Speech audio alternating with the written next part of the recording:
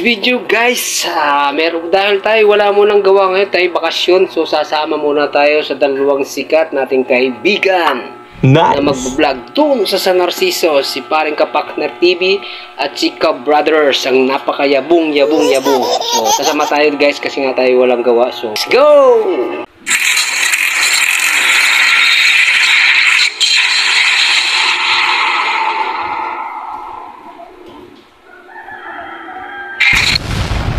At after nga ng aming habulan sa kalsada, nadating na namin ang destination namin at ang bumungad sa amin ay, oh my God, parang kawan na itinaklob. Biglang nawala ang tubig, ay tinamad na ako tuloy mag-video. So tingnan nyo naman kung ano nangyari, parang wala ng katubig-tubig, bigla na lang nawala ang tubig. Saan kaya napapunta? What?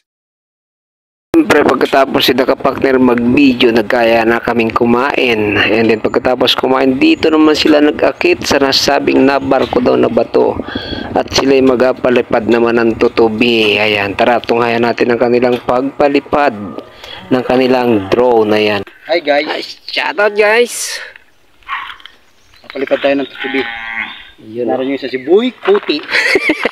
Kaya kung gusto nyo mapanood ng full video, nasa kanila lang account ito, siyempre kay Kapakner TV at kay Brother. Ayan. Bago pa. Ha? Mayak yun.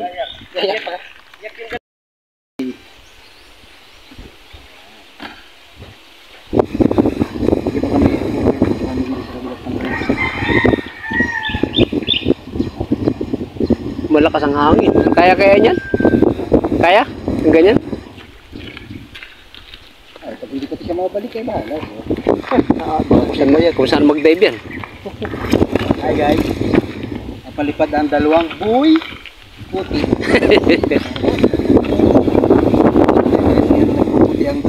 Wow.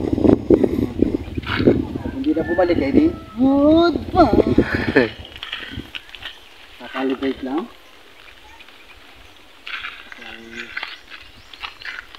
Pre, yung ano nasa po na yan, hindi na ko yan.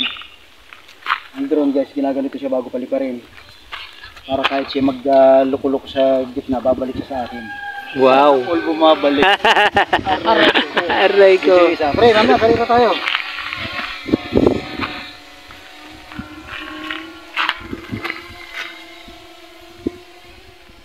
Yun o.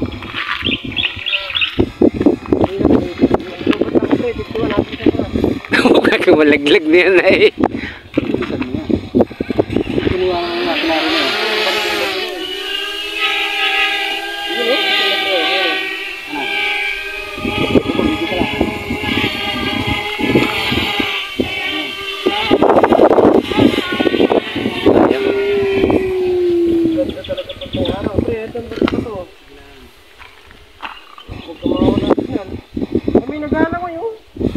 May nakabangka nga oh.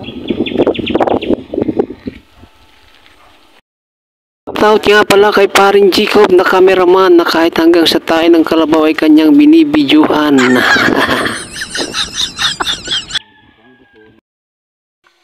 Matapang talaga yung pare.